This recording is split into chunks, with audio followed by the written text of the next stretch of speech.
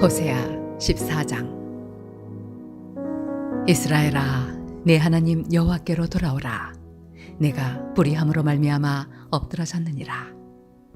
너는 말씀을 가지고 여호와께로 돌아와서 아뢰기를, 모든 불의를 제거하시고 선한 바를 받으소서. 우리가 수송아지를 대신하여 입술의 열매를 주께 드리리이다.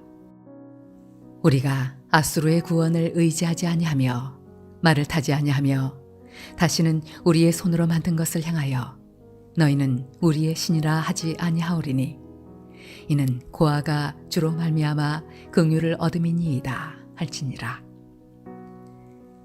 내가 그들의 반역을 고치고 기쁘게 그들을 사랑하리니 나의 진노가 그에게서 떠났음이니라. 내가 이스라엘에게 이슬과 같으리니 그가 백합화같이 피겠고 레바논 백향목같이 뿌리가 박힐 것이라. 그의 가지는 퍼지며 그의 아름다움은 감람나무와 같고 그의 향기는 레바논 백향목 같으리니 그 그늘 아래에 거주하는 자가 돌아올지라. 그들은 곡식같이 풍성할 것이며 포도나무같이 꽃이 필 것이며 그 향기는 레바논의 포도주같이 되리라. 에브라임의 말이 내가 다시 우상과 무슨 상관이 있으리요 할지라. 내가 그를 돌아보아 대답하기를, 나는 푸른 잣나무 같으니 내가 나로 말미암아 열매를 얻으리라 하리라. 누가 지혜가 있어 이런 일을 깨달으며 누가 총명이 있어 이런 일을 알겠느냐. 여호와의 도는 정직하니 의인은 그 길로 다니거니와 그러나 죄인은 그 길에 걸려 넘어지리라.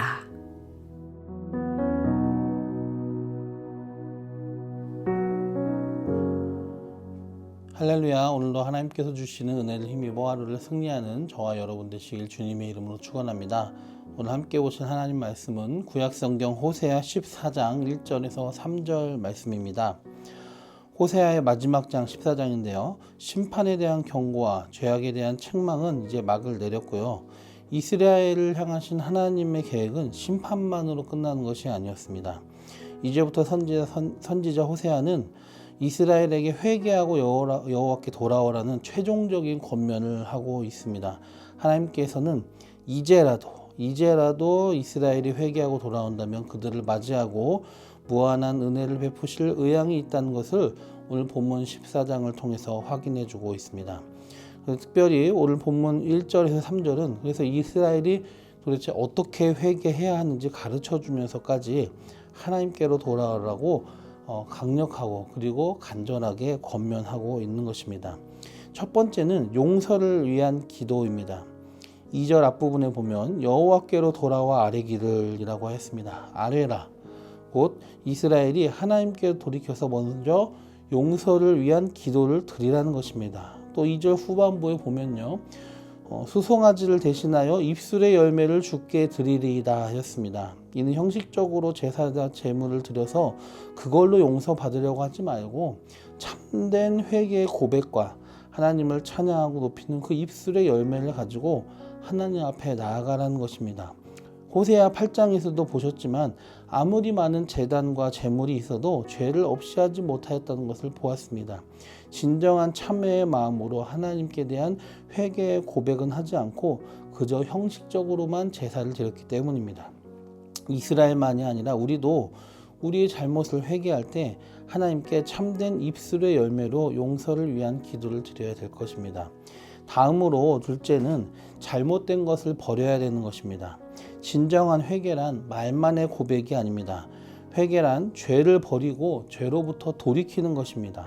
죄를 깨닫고 죄를 뉘우치지만 그저 죄에 머물러 있다. 그것은 회개가 아닌 것입니다. 2절 중반에 보면은 모든 불의를 제거하시고 선한 바를 받으소서라고 고백하고 있습니다. 이전에 불의함 대신에 이제는 선한 것으로 하나님 앞에 서겠다는 것입니다.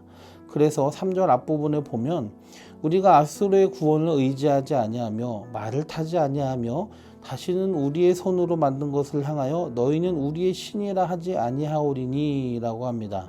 즉 이스라엘은 눈에 보이는 우상만 숭배한 것이 아니라 보이지 않는 우상 곧 하나님을 의존하지 않고 주변 강대국들과 자신들의 군사력 또한 우상으로 여겼던 것입니다. 이게 바로 북이스라엘이 하나님 앞에 행하였던 불의의 모습인데요. 이제 이것을 버려버리겠다입니다. 죄를 뉘우치고 그 죄를 버리고 죄에서 돌이키겠다고 결단하는 것입니다.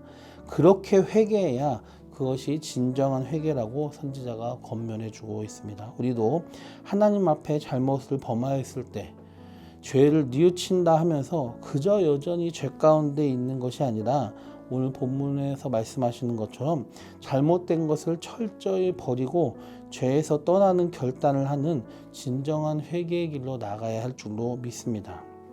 다음으로 세 번째는 하나님의 자비하신 성품에 호소해야 된다는 것입니다. 지금까지 참으로 많은 죄를 지어온 이스라엘은 하나님 앞에 나아가 용서를 빌 자격도 사실 없는 상태입니다. 그러므로 자기들에게 초점을 맞추는 것이 아니라 하나님의 긍휼하심에 초점을 맞춰야 되는 것입니다. 죄인이 하나님께 용서를 빌 수 있는 유일한 근거요 이유는 하나님께서 긍휼하신 분이라는 점이 곧 본문의 표현대로 고아를 가엾게 여기시는 분이시기 때문입니다. 이스라엘은 스스로 하나님을 떠나 고아처럼 버려진 상태를 자초하였습니다. 사실상 그리고 모든 이스라엘만이 아니라 모든 죄인인 인간들이 다 그런 상태입니다. 회개하는 자는 먼저 자신이 세상에 의지할 곳 하나 없는 고아와 같은 처지임을 시인해야 합니다. 또 죄로 말미암아 하나님의 그 징계만을 기다리며 의지할 곳 없는 처지인 자기들을 유일하게 받아주시고 자격 없는 이들의 회개를 받아주셔서 용서해 주시는 하나님의 자비, 긍휼하심에 소망을 두어야 된다는 것을 깨달아야 됩니다.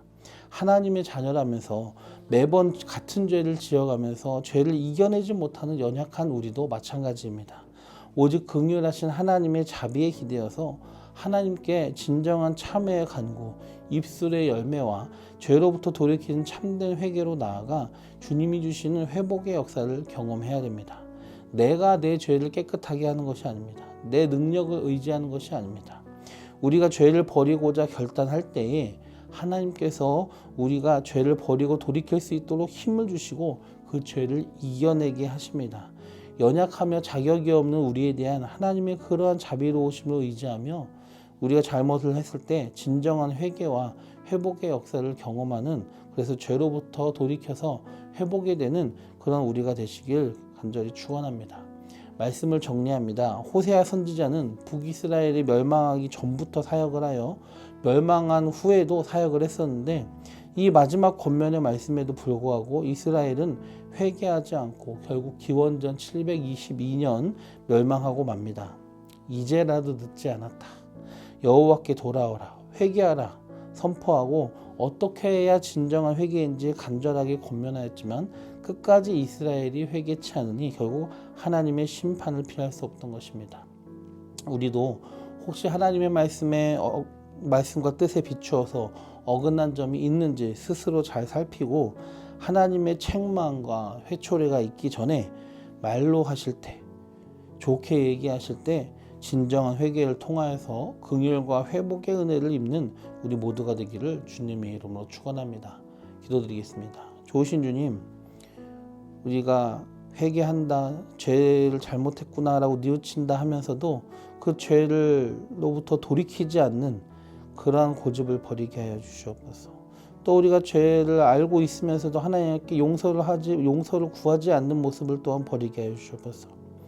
그리고 우리가 연약함으로 인해 죄를 이길 수 없고 죄를 계속해서 저어가는 우리 자격 없는 이 죄인된 우리를 그래도 받아주시고 우리에게 죄를 이길 수 있는 힘을 주시는 하나님의 그 자비로우심을 의지하며 하나님만을 소망으로 두고 우리가 온 마음을 다해서 회개하고 온 마음을 다해서 죄로부터 돌이키려고 하나님 결단하고 주님께로 나아가는 저희가 되게 하여 주옵소서. 그래서 하나님의 회복하심, 하나님의 죄를 이기게 하심, 그리고 하나님이 놀라우신 회개한 자에게 주시는 은혜를 저희들이 체험하게 하여 주시옵소서.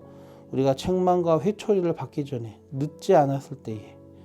아직 늦지 않았을 때에 회개할 기회를 주실 때에 그 기회를 놓치지 않고 하나님께 나아가 참된 회개로 회복에 이르는 우리가 되게 하여 주시옵소서. 예수님의 이름으로 감사하며 기도드리옵나이다. 아멘.